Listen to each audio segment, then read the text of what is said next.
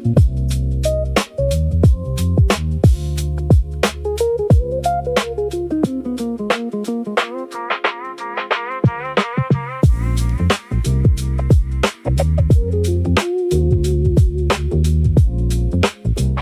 video is going to be related to tools that you would use to create a cake. Not the flour and the bread and the sugar and things like that. And this also applies, or can apply, to cakes and cupcakes.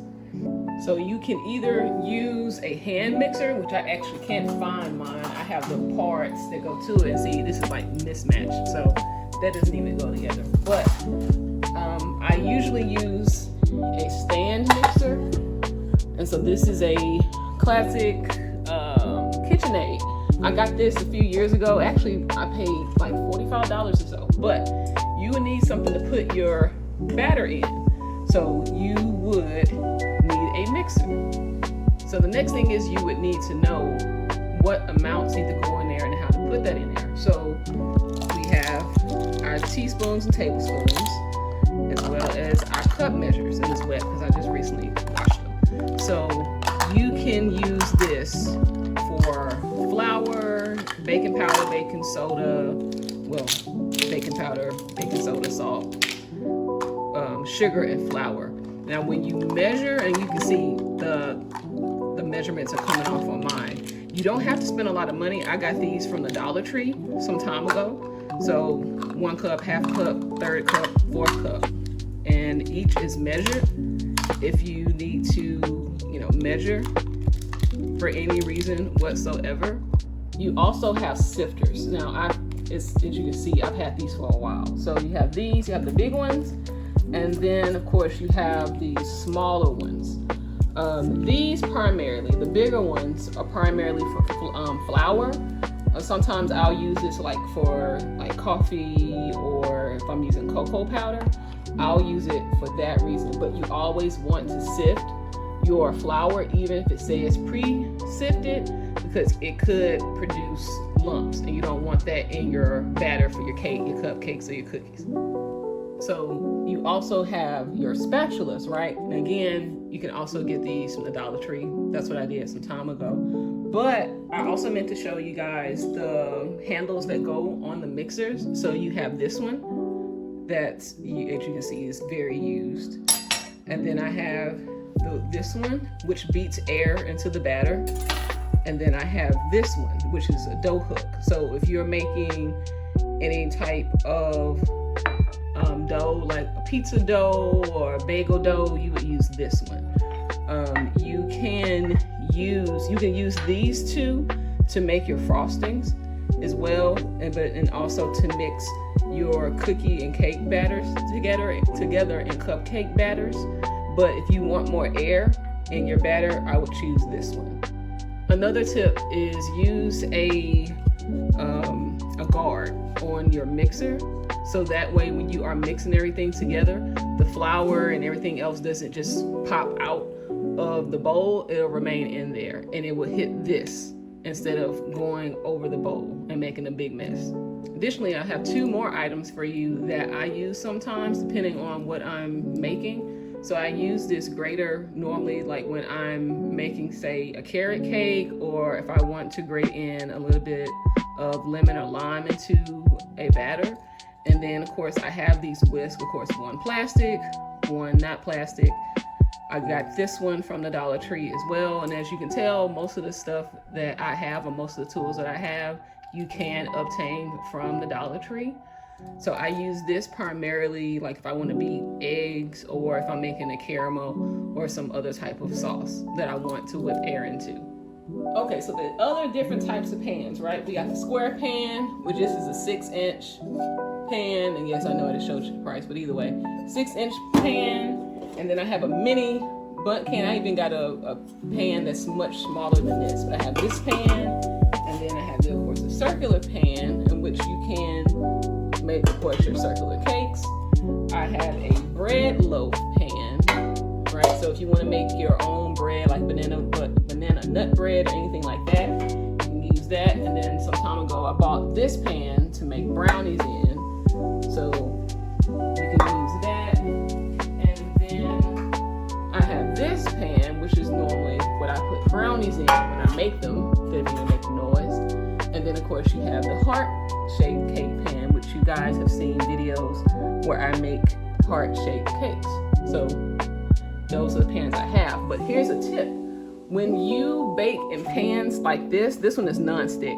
But if you just want to make sure that you have less cleanup, oil the pan and then add some parchment paper in there.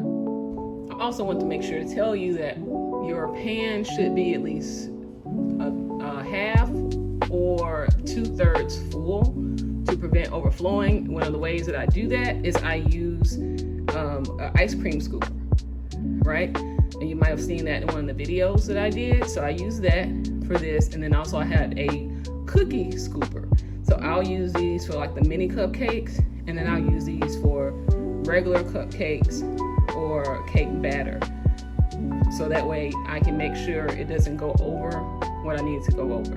Now when you take the cake out, you're going to need to put it on something like a surface or whatever for it to cool on. Don't put it on this flat, right? Or a table flat, because it might mess up something. So use this. Use your cookie sheet. And you can again get this from the Dollar Tree as well if necessary. Almost all of these items you can get from the Dollar Tree. So that way you don't have to worry about, you know, your items when they're cooling off. You don't worry about the surface below it getting hot and maybe like leaving a stain depending on the type of surface that you have. Now it's time to decorate. So we're gonna need, if you can, a turntable.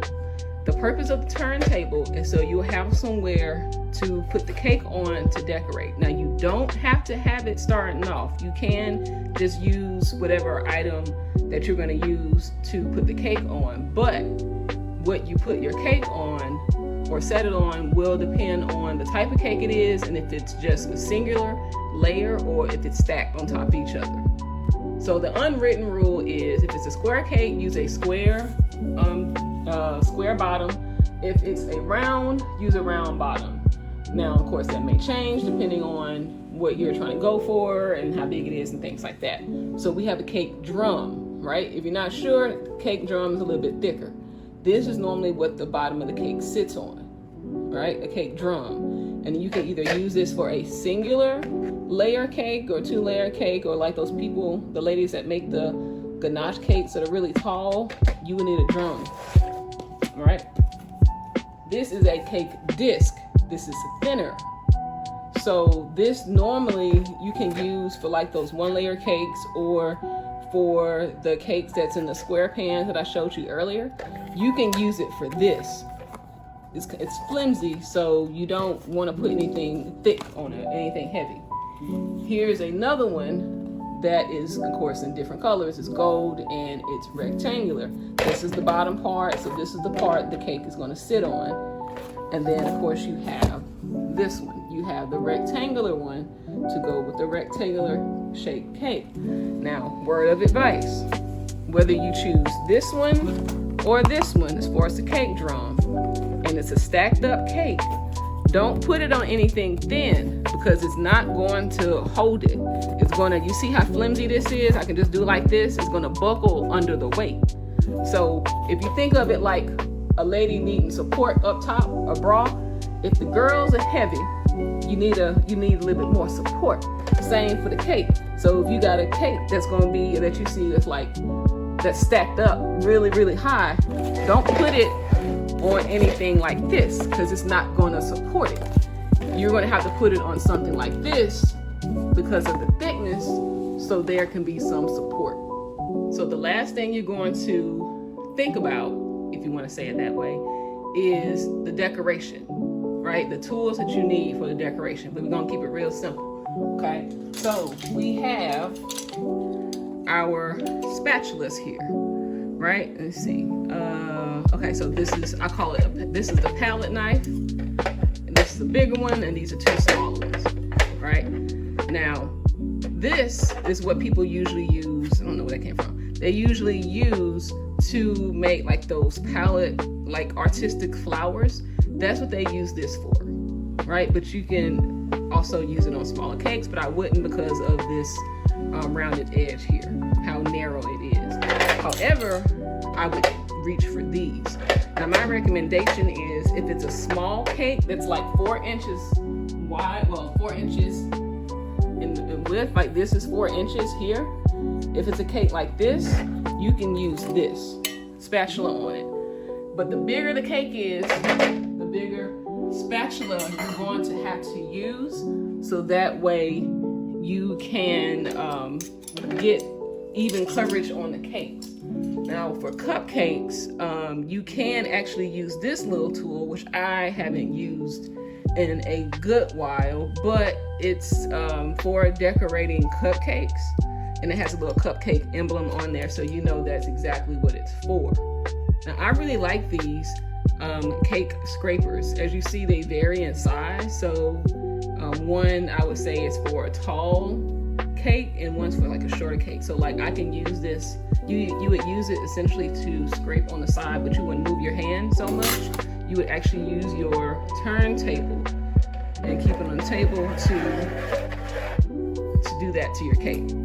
And it's the same thing with this one. So a trick with these, like I just showed you, all you do, you don't move yourself, you move the turntable. Okay, so the last items are decorating and packaging. So for decorating, we have a few things here. So if you're using royal icing, there's these little tools that you can get off of Amazon, and you can use it and it will poke the little holes that pop up in the royal icing.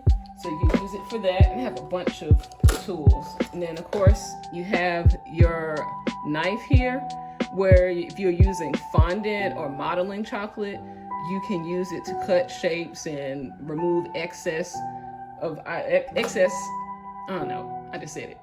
fondant and things like that.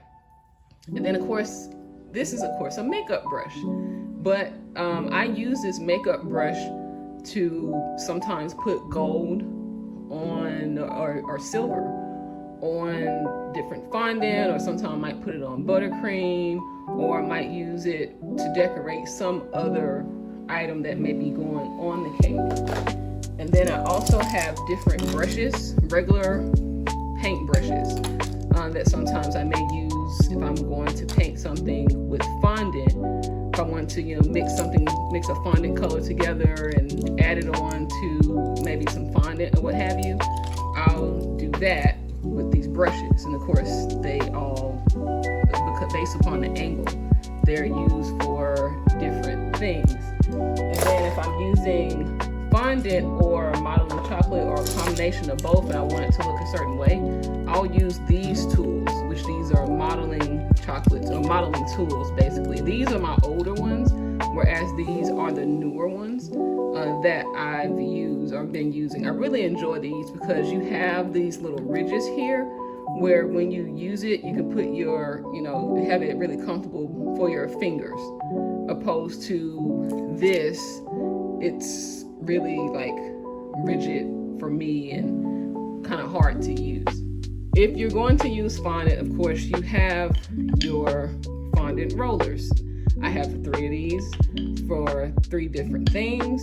The rings are just how many inches it would be that you would have before, for your fondant to be a certain thickness. That's essentially what these rings are. I do have a huge one, but I really don't work with fondant that often, so I use mainly these. And then the last thing is you have to store it somewhere. So depending on the type of cake you have, you can either get your regular run-of-the-mill storage from like the Dollar Tree or somewhere else, or you can get something like this where you have to put the box together and then put your cake or cupcakes or whatever items in there. And then of course you package it up and give it to the people. So I hope this helped. Y'all have a wonderful day.